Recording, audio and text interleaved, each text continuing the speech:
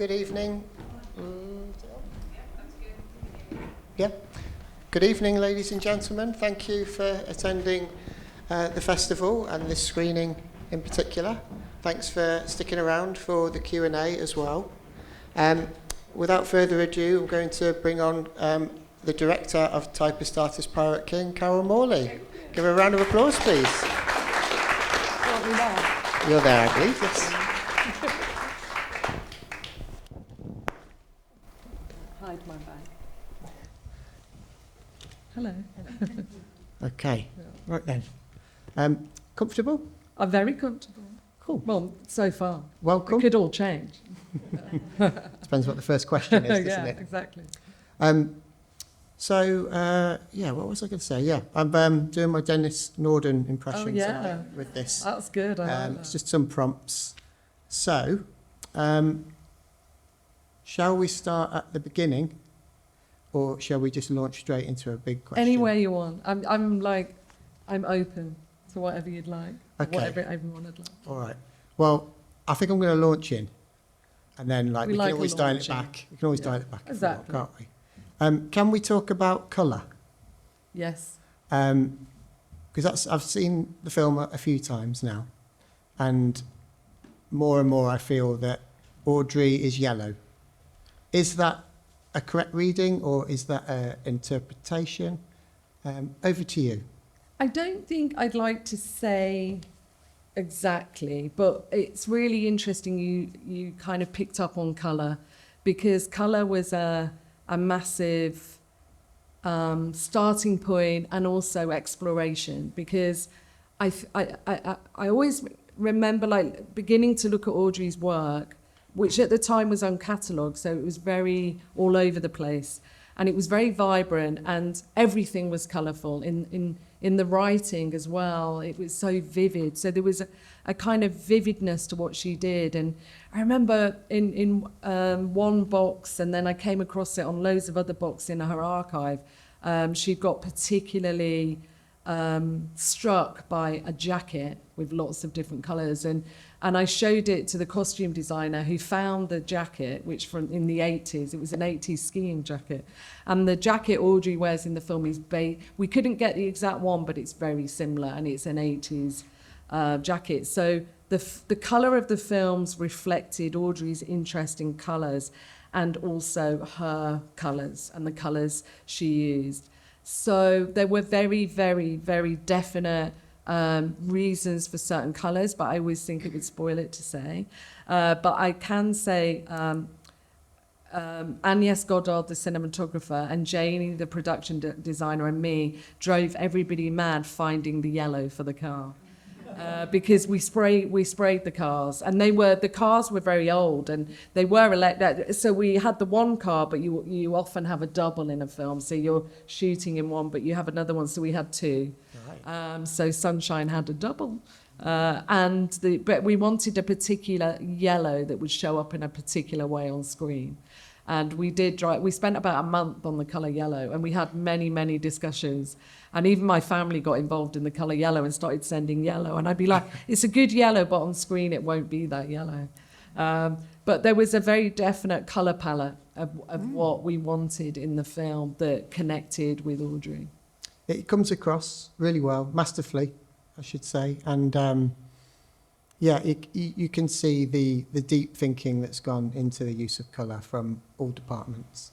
I'm glad I picked up on the yellow. Yeah, and colour's so vital to art and artists, and how Audrey would see and approach things, and I really felt as we advanced towards actually making a film about Audrey, that I didn't want to make a film about Audrey. I wanted to make a film of Audrey that embodied her art, embodied her sensibility, wasn't trying to pretend to be a true, the only portrait of Audrey, but one portrait of Audrey that in the future could be alongside other portraits of Audrey, including her self-portraits. Yeah. Well, that leads me into my next question. The film's described as a fictional portrait of Audrey, and yet it feels so authentic and lived in. how did you bring your interpretation of Audrey to life? And how did you sense check that process with her family and your collaborators, especially Monica Dolan, who plays Audrey? So good. Was there anything you wanted to do but couldn't? And how did you approach that? So it was an archive at Wellcome. It was a very vast archive that they'd taken on in 2013, and I saw it about 3 years later, but it hadn't been catalogued. So it was an enormous amount of time to look through her archive, during which I met her family, and I met her friends, and I also went into the Royal Academy where she studied their archive. So I had a lot of Audrey. Just so much about her, of people talking about her talking about herself. I had so much about her, and so that process of what kind of film to make about her took quite a long time. And I think there were different. At one point, I thought not for long, but I thought it could be a documentary, and then I thought she would hate other people talking about her. I mean, I thought she would not want other people in a documentary saying, this is Audrey. So I sort of moved on from that. And then, even though the people I met, like her family, were brilliant and loved Audrey, everything, but I thought it's not quite right. And then, I came upon different ways of telling the story, and they didn't really fly with financiers. One was where Audrey discovered she was in a film and on a film set, and her whole flat was a film set, and that's how she's revealed. The second one I did as a sort of parallel universe where it's Audrey being archived. So that was the second way I did it. But then the third way, I think it is the best way, where she loved travel, so it took this fundamental interest she had in travel, and then it took her back to the beginning. And it is very factually informed, but I think it's fictional in the sense that the journey didn't take place. But she did have a psychiatric nurse. All the art within the film that you see full screen is hers. Anything where we filmed it in the car or something isn't a direct reproduction, because obviously we couldn't take our art into those places. But so I feel it's a very a film that honours the way certainly I found Audrey and discovered her, and the family were amazing. And so sadly, for those that saw at the end, Dorothy, Audrey's real life sister, died, and she died during the edit, so she never saw the finished film, but she did read the script. And she read the script, and she said, and she wrote to me and she went, thank you for giving me my Audrey back. And it was very, very moving. And I went to see her, and she said, there's just one thing you haven't got right. And I'm like, I really wanted to know. She went, I've never ridden a bicycle. And I went, well, I'll take the bicycle out, but I just didn't want another car, because she's like, she drove a car. And I thought, I just can't have another car because there were so many cars. And she went, no, I like it. Don't take it out. I just wanted to arrive on a bicycle. But she was very fit, so it was a shock to everyone that Dorothy died. But I think that, so the family were very much like, you do your thing. So I never felt this this sense of they needed to see it along the way. I mean, I showed them the script, but they didn't. There was no requirement to do that. That must be quite liberating. Yes, and, yes. I guess relaxing. Yeah, and I feel like I met them so much, and so the thing was, I didn't, I'd really been the first researcher to look at the archive at Wellcome, and they didn't really know the family at that point especially well, and didn't know if they'd want a film made. And I thought they might have given this archive to Wellcome, which is by the way, it's the biggest scientific charity in the world, and they took it on at that time in 2013 as patient art, although they don't call it that anymore. And I didn't know that the purpose the family might have given it is for researchers to come quietly, maybe write about it in a PhD, and so I made sure at a certain point where it started to get very obsessed, which I did with Audrey, to meet the family. And the first people I met were the nephew and niece, Stephen and Kate, and I said, I really want to make a film. And Stephen had weirdly the night before watched a previous film of mine, like before I'd emailed him to meet him, he'd watched a film before he knew I was even involved. And actually on the way, the niece had been doing a crossword and the clue was something amiss. You know, I mean, obviously it's Amy. So there's all those things that happened during that's cosmic. the film. It was cosmic. It felt, and I also, because making a film, as those of you that make films know, is or do anything creative, there's so much kind of against you, like in order to achieve it, whether that be financial or other things. And there's so much stacked against you that at some points when it got really difficult, I began to believe that Audrey Amos had selected me to make the film. It just began to feel that cosmic thing, and I thought, well, I can't stop now. I get that. Yeah. I guess, like, I'm a filmmaker too, Yes, and with that hat on, I made a film about a friend of mine, but I had to ask myself, why should I make a film about him? Yeah. And I guess you've been through that process. Yeah. You've had a deep relationship with the archive. I mean, it's complicated because the person's no longer here, so you can't get their permission. And so the way Audrey's archive became part of Wellcome Collection was that when the nephew and niece went into the flat, there was all this material and diaries. So there's diaries and scrapbooks and the paintings, and they would go. In the end, they didn't know where to store it or what to do with it, and they were going to put it on a skip. And the niece was at the school gates, and she saw somebody. Another mother, and she was talking to her about her aunt's materials, and she went, let me have a conversation with someone at Wellcome, because I work there in the science department. And that's how the material got into Wellcome. But we still don't, it's not like Audrey, you know, left it as a legacy to be made, you know, to be looked at, to be made into a film. But my reckoning with it was always that in the diaries especially, and in the letters that she wrote, there was a very strong sense that Audrey felt she had been overlooked, she had been undiscovered, and that she wanted to be heard. And it's not in the film, but she would, in later life, go to Speaker's Corner, you know, in London and talk.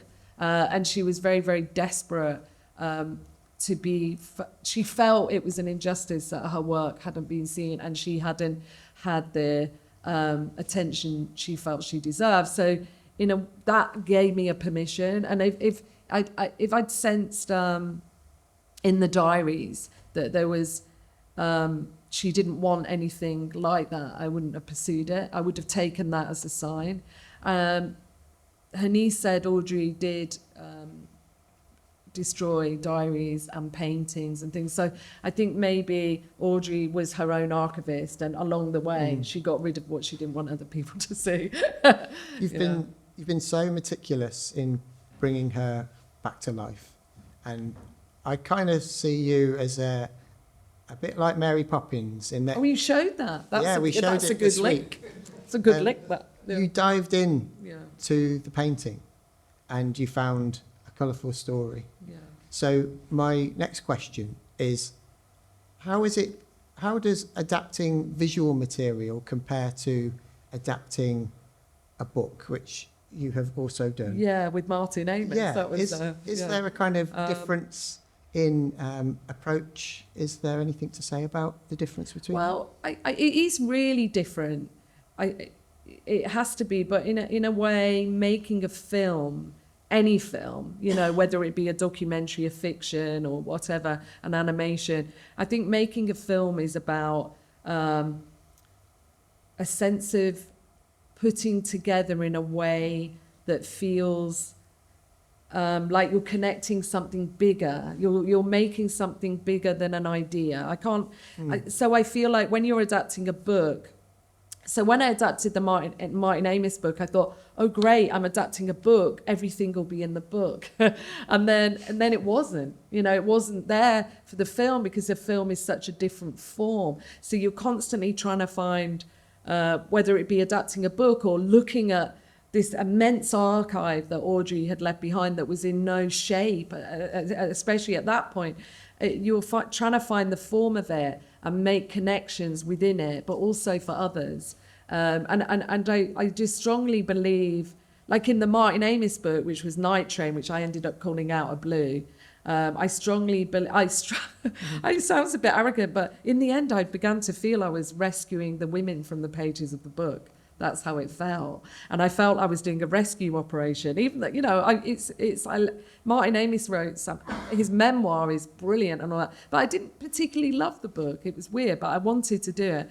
And then with the Audrey archive, it was very much about really bringing her into a form of life and her art. And if you treat the art like you're adapting the art, one thing I remember as the treatment of it is thinking I don't want to make something that is messed about with for a bit. See, and no disrespect for the films that do it, because they can be brilliant, but when you get the films that maybe they animate the art or they move the art, the original artwork, I just wanted to do it, present it in a way that we're walking through a gallery and looking at it, but that it was its relationship to the scenes around it, or the sequences around it, that would give it a sense of context. Yeah. So, but I think it's really, really definitely about finding place for what you're looking at in a film. So that it's almost like you're translating into a different language.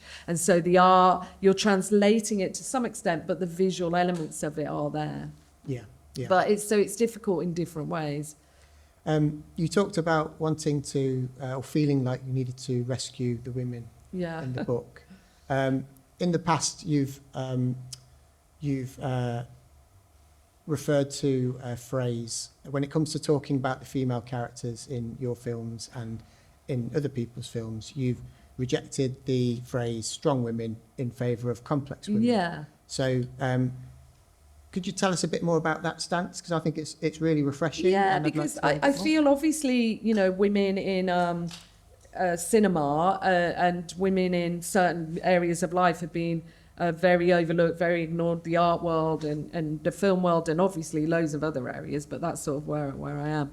And there was this phrase that came in there. There was a phrase before it that studio execs were looking for femme-centric films, right? And you're like, oh, it's a bit weird, It's like, what does that mean, And then, but then this idea of the strong woman came about, especially in like a film sort of financing or studios or trade papers, and then in reviews, and the way people would present a film, and you're like, well, I don't know. Do we all want to see strong women? Like, is it all like, in order for a woman to be a lead in a film, they have to be really strong and defeat, the enemy and all of that. And so I do prefer this idea of complex, because then it gives a range of the ideas, a range to what the different representation of women there can be, and to the ideas that they can have. So I felt strong women was a bit sort of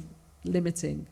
Yeah. So I prefer to say complex, but it was used all the time, wasn't it? At one point, everyone was saying strong women. It's a film with a strong woman in it. Oh God, do we have to be strong? Can we not? Well, it's want to be everything.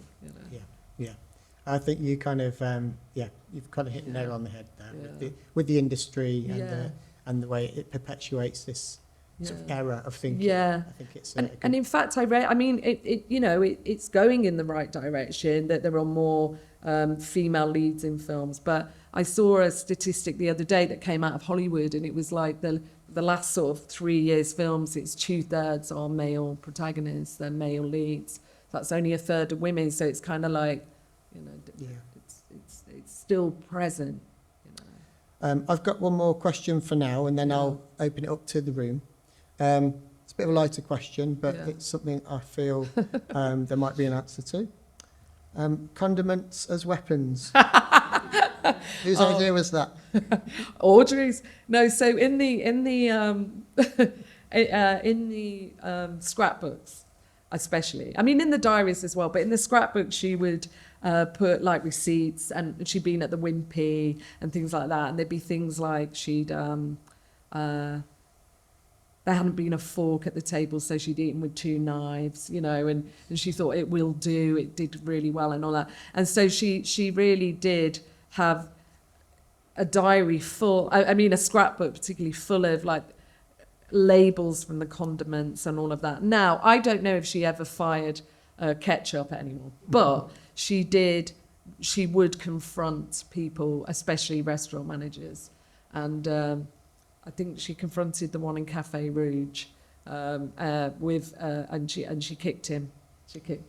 And she said he didn't. I think she spoke French to him as well, and she was surprised he couldn't speak French. I mean, it was all anyway. So there was but she but there was a lot. She would go to a lot of cafes and restaurants and write about them. So I felt like, and she was never, she never knifed anyone. She would kick someone up the bum or something like that. But yeah, so that sort of was a combination of Audrey's sort of fascination with cafes and the scrapbooks, and then I took it the stage further with the ketchup. Yeah, it's a nice sort of recurring sort of gag. Yeah.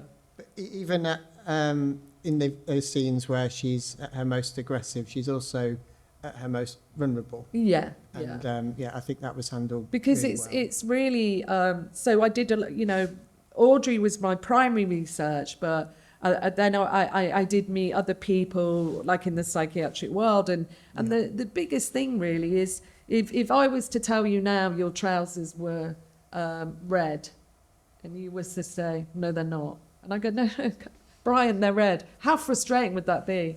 So I think often the world that people who experience psychosis or something like that is often disbelieved, so it's incredibly frustrating. And so the frustration will lead often to an outburst because no one's believing them.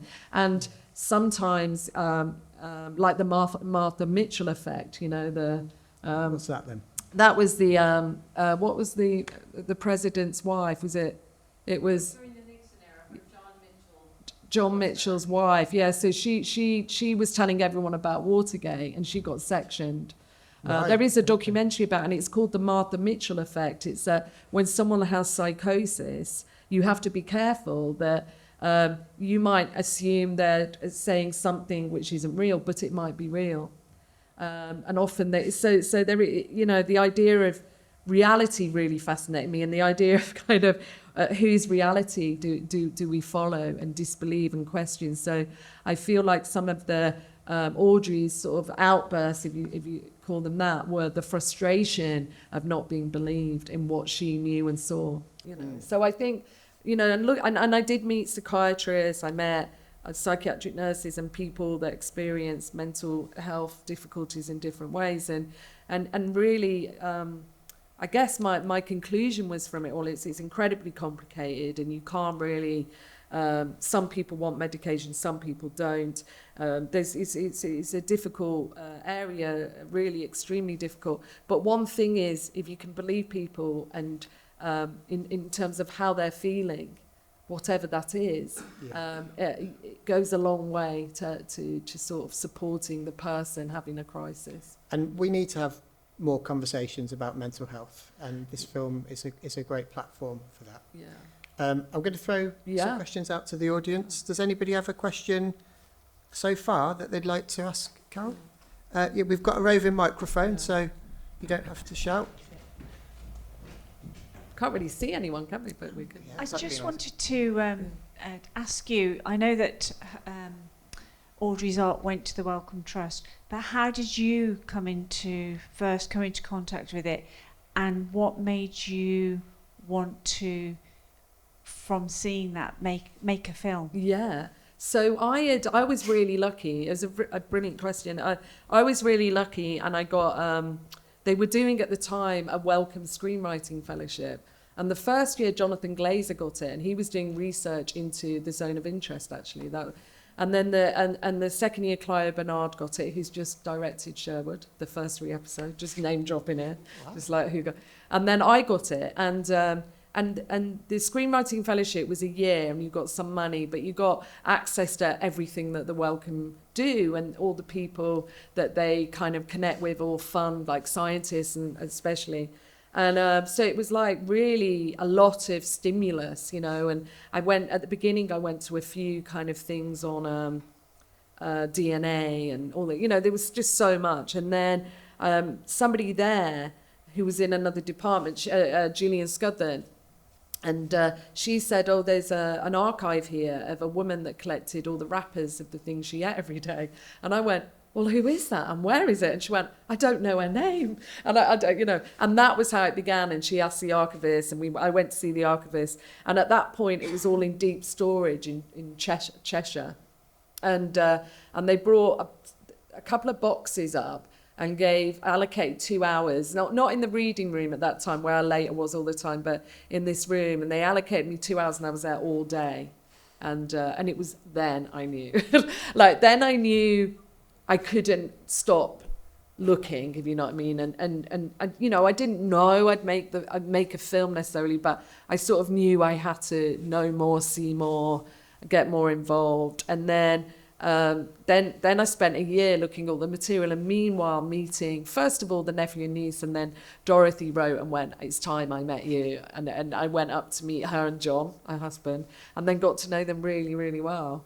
And also saw that side of for, you know, mental health difficulties affect everybody, you know, the families, the friends, the people that are paid very little and given very little support in the psychiatric services, the psychiatrists who, you know, end up just having to medicate people and giving 2 weeks. You know, it was interesting, but I always did honour Audrey. Audrey was always my first voice I would go to. But that's how it happened, yeah. So I was very lucky, really. Yeah. Was there a particular piece of Audrey's work that was that lit the fuse, or was it like a snowball going down a hill? I think it was really the scrapbooks, because they were for me, they were everything, because it was her writing and her art, because she would draw it, not necessarily draw, but she would maybe sketch, but she would stick in you know, anything from a milk carton to a bacon wrapper. I looked at all the work before it had been fumigated. I mean, it had to be deep frozen. You know, I think I was looking at it, bits were falling out. And and there was like literally the bacon wrappers, even though they're 3 years old, still have stuff dripping out of them. But it was the way she would analyse the wrapping and all of this. So it just I became very interested in her, not as a mental health patient, not as an artist, but as this human being that had left such a first-person account of a life, and that is what got me. And I thought, this is incredibly special. And I think maybe, I haven't really done work on artists before, but I think an artist will often be quite cagey maybe about how they write or what they leave behind and all of that. But she was just sort of so abundant, and in what it was to be an artist, what it was to be an ignored artist.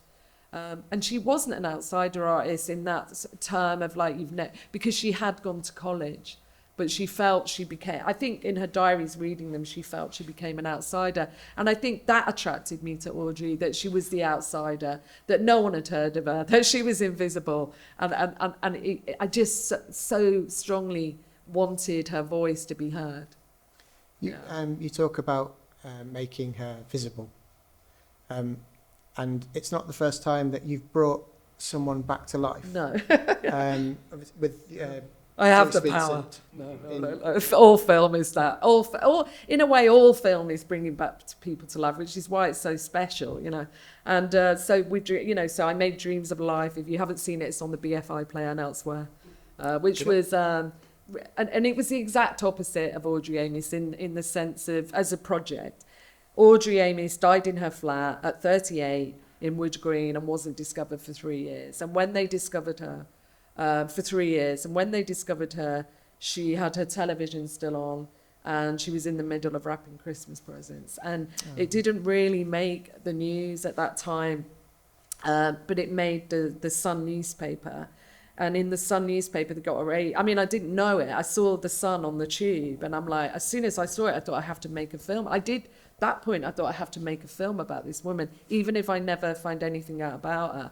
And in the Sun, they didn't have a photograph of her because it was before social media. She died in 2003 or 6. She died in 2003, was discovered in 2006.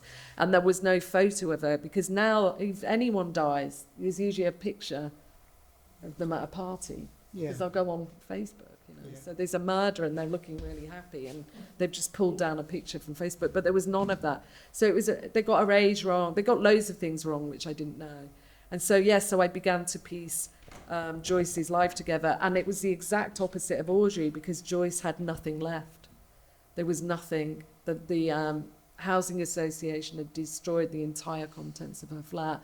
So it was like such a different proposition in making the films. But it was very much like, it really feels like at the time it was very, very, it just felt so important to make visible. Yeah. And make visible in a way that wasn't, was honouring the person, but also I think both this film, I hope in a way, and Dreams of Life are sort of full of contradictions. It doesn't say this is the person, because I think that would be a kind of undermine. Really.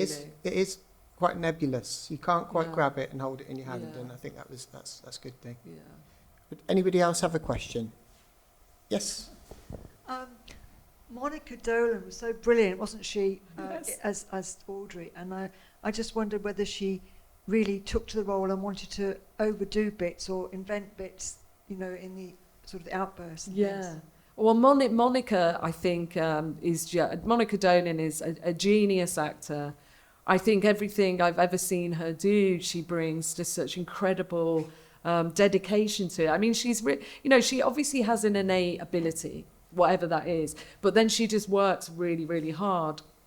And I'd worked with her on another film called The Falling, where she played a headmistress, but she wasn't like a lead role or anything. But she, it's just a pleasure to work with her, and her dedication is just really great.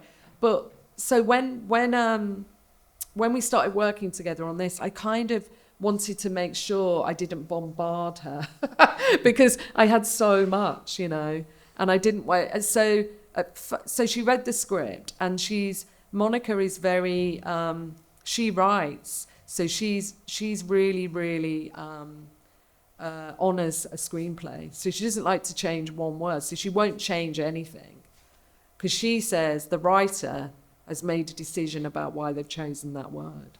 And so Kelly would say, could I say okay instead of yes? And I go, yeah. And Monica went, no, she shouldn't do that. And I went, no, it's fine. I wrote it. I'm fine with that. It's like, it's good. And she's like, no. Anyway, but then Monica asked, I made a dossier of restricted, like I restricted all the information and made a lesser amount for her to look at. And so she I don't know how much she looked at it. One of the things I offered her for her to meet the family who was still alive. She didn't want to do that. Gina McKee met Dorothy, who she was playing. She went for lunch with Dorothy and John. She wanted that, but Monica didn't want to meet anyone. But one thing I noticed was she really got into the physical. Like, it was never going to be an imitation of what Audrey looked like, but she really, the physical aspects were very, very important to her, and a way in. So I always remember reading years ago about Beryl Reid. Beryl Reid would go from the shoes up, that method. So when we were shooting, I guess it was quite method that Monica would stay in accent all the time. And people from that area have said it's an impeccable accent. I actually, when I knew Monica with this, RP accent she has in real life, but when I was looking at her Wikipedia page, it said she'd been born near Sunderland. So I thought, amazing, we won't have to hire a voice coach. But it turned out she moved as a baby away. So we did, we had to have that voice thing. But it was impeccable. And so I feel she embodied Audrey in a way that is partly, it's partly gift, it's partly hard work, and then it's partly something occult. Something that just comes. And when the family saw it, because there was no visual material of Audrey moving, I had some Super 8 from Dorothy and John's wedding, but Audrey's in it, but she's still for a photograph, so there's nothing moving. And but when the family saw it, they couldn't believe it, and they went, the most like Audrey she was when she was Morris dancing, which is amazing, isn't it? So I feel with actors, you want to give them ability to try things out. And I think the trying things out were definitely not the words for Monica, but the physical side of it. So the physicality she brought to it, like smelling the flowers and moving around. So there was a lot of physical freedom, I think, for her to become Audrey, apart from in the car, which is quite restrictive. But, yeah. 5 minutes left. Does anybody else have a question for Carol? Yes, at the back. Was it hard to get Kelly MacDonald? I mean, I imagine she's quite busy.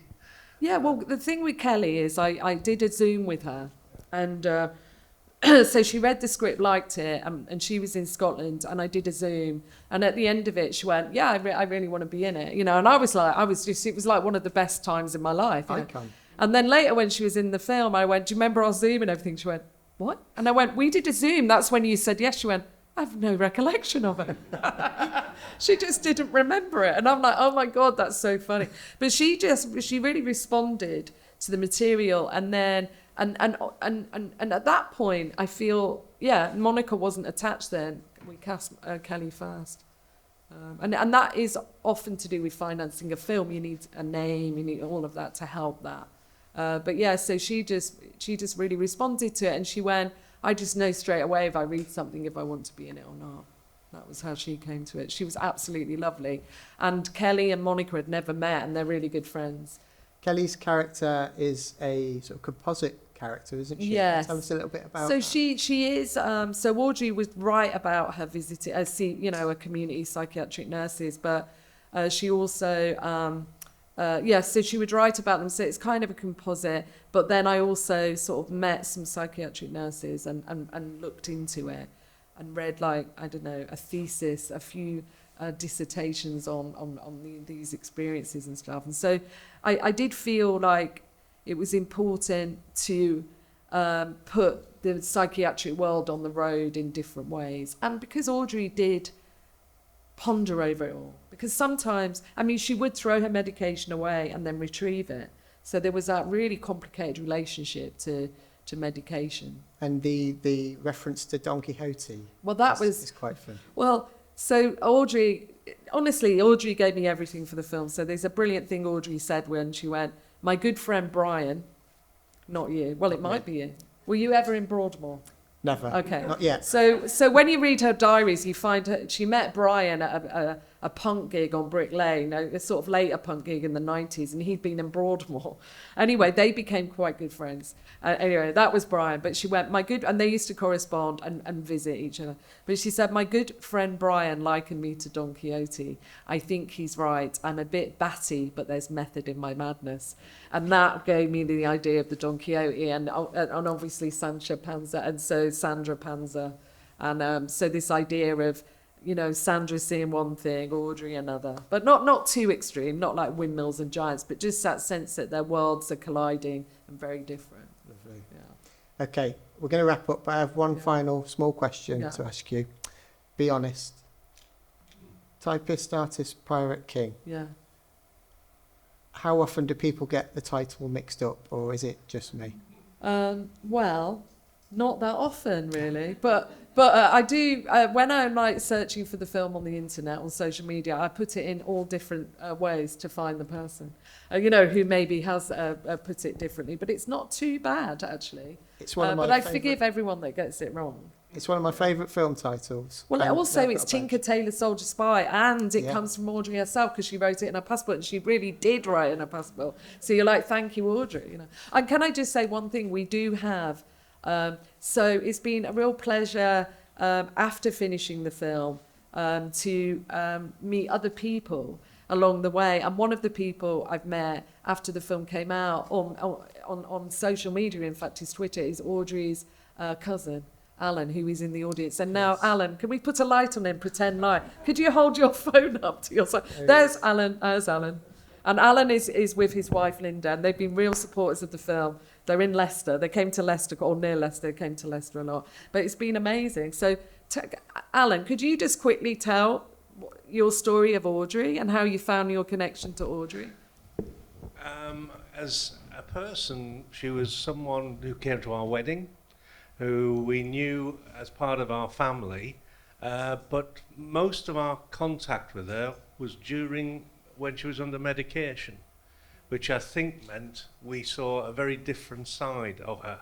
And the film has just brought Audrey alive. Now, because we'd never met Steve and Kate, The nephew who are and the niece, nephews yeah. and nieces. And we met them at the premiere in Cheltenham for the first time. I didn't even know they existed. It's like a family reunion. And yes, isn't it? we're now close. We Yeah. contact each other. But I've heard through them the other side of Yeah. Audrey as well, which Yeah. matches exactly how Carol has portrayed it. And it's been an incredible journey. And the journey hasn't finished. 'Cause No. well, I thought we'd seen the film for the last time about 6 months ago, and I'd seen it 8 times then, and then I saw the advert for this, and I thought, right, it's only down the road, right, we'll go. So, and every time I see something different in it, so I'm biased, but it's a brilliant film. Thank you. Thank you so much for coming to the festival to watch Yeah. it with us, and thank you, Carol. Yeah, and thank you for doing the festival, and good luck with it, and Thank you very everyone much. involved. Thank you Thank very you. much. It's been an honour and a Honour, pleasure. same. And thanks, everybody. Let's give Carol a round of applause. And Brian.